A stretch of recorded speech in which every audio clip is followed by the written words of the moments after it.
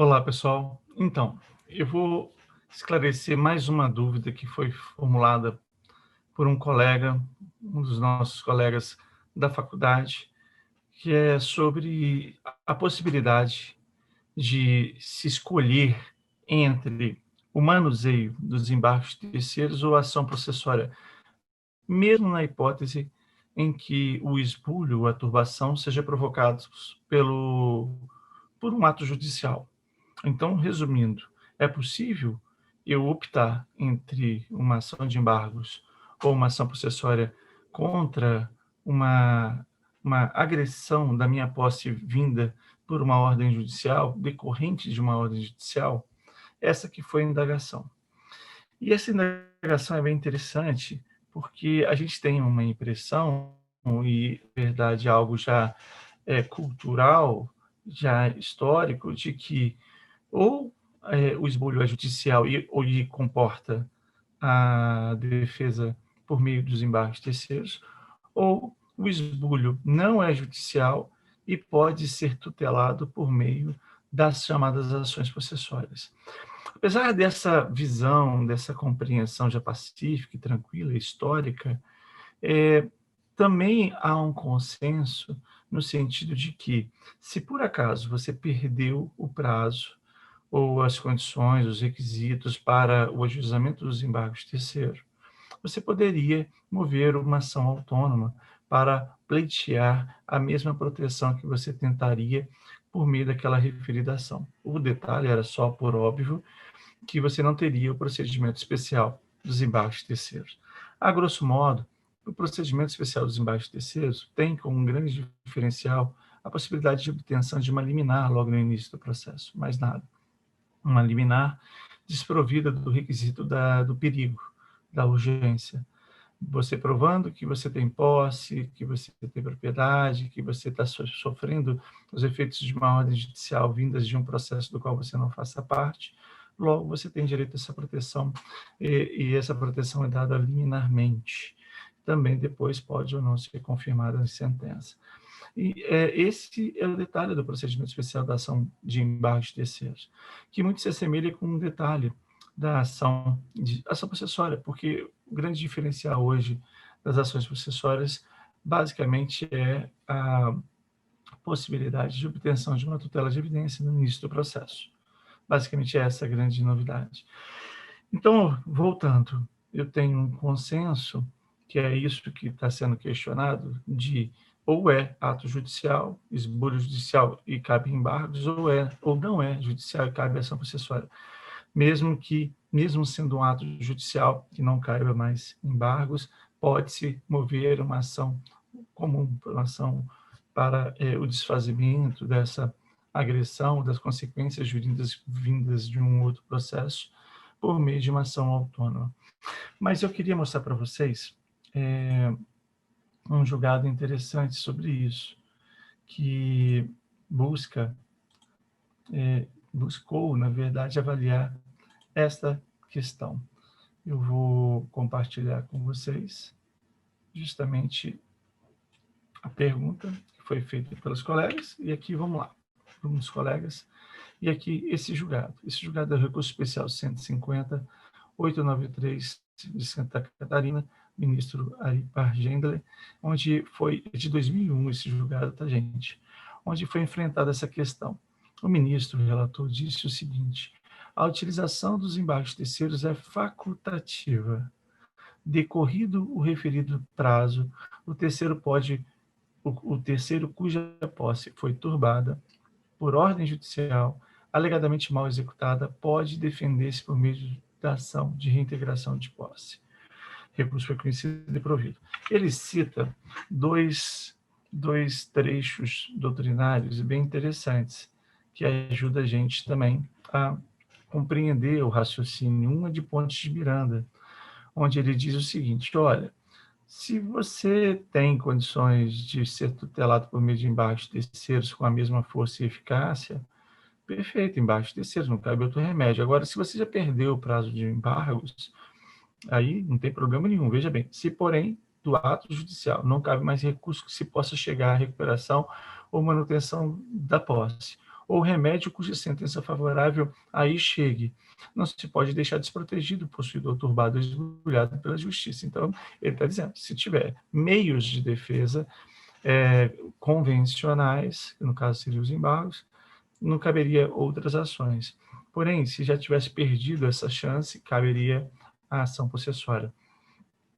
O professor Carlos Alberto de Campos Mendes Pereira também é citado nesse julgado, e ele menciona o seguinte: não existe obrigatoriedade para o terceiro na propositura dos embargos para evitar a constrição, sendo viável, caso deles não lance mão, que venha pleitear o desfazimento do ato judicial que determinou a perda do bem que lhe pertence, que lhe pertencer, na verdade. Essa questão é até interessante sobre uma outra ótica.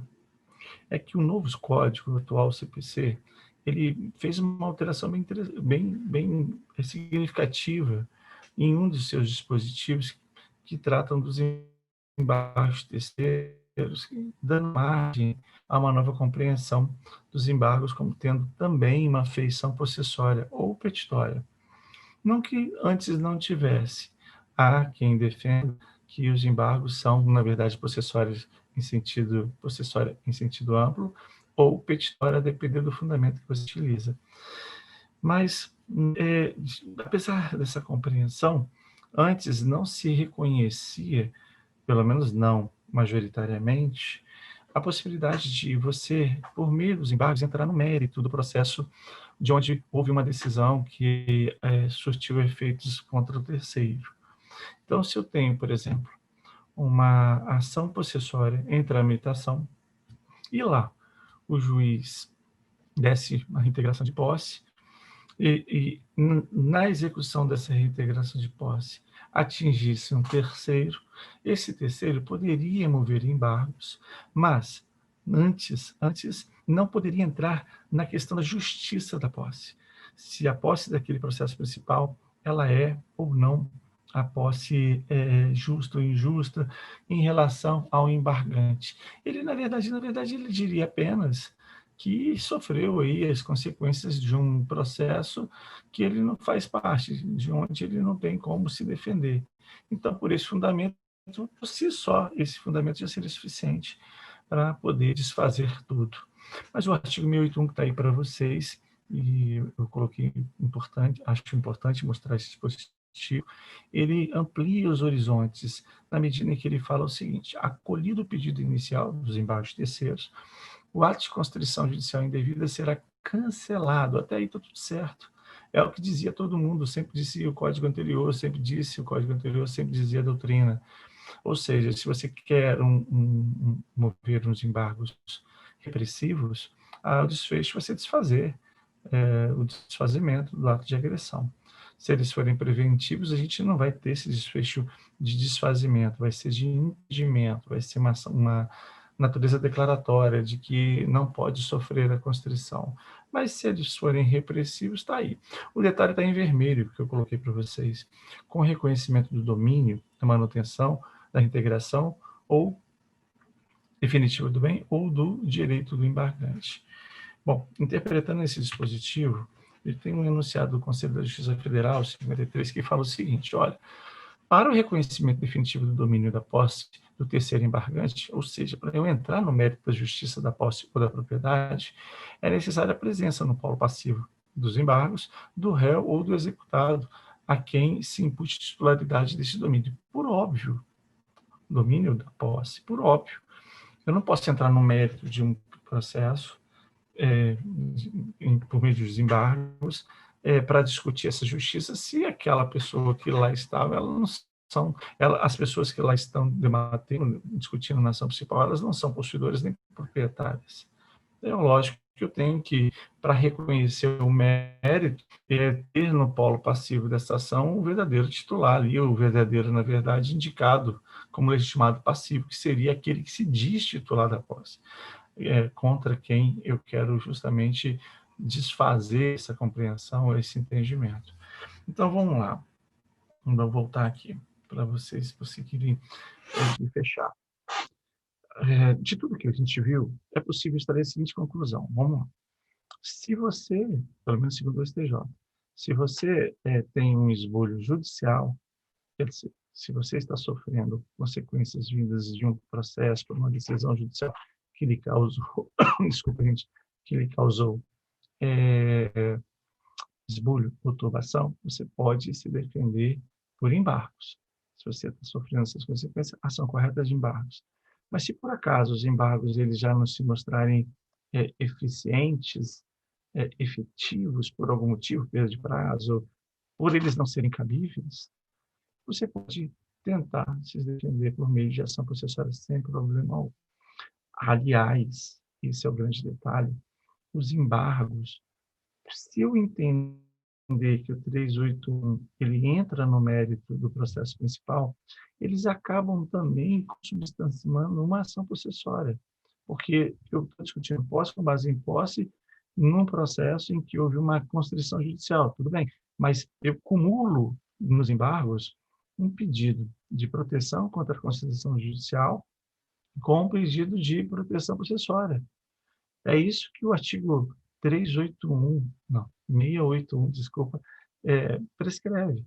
Ele admite, ele admite que você também faça pedido de proteção quanto ao mérito, quanto à posse justa.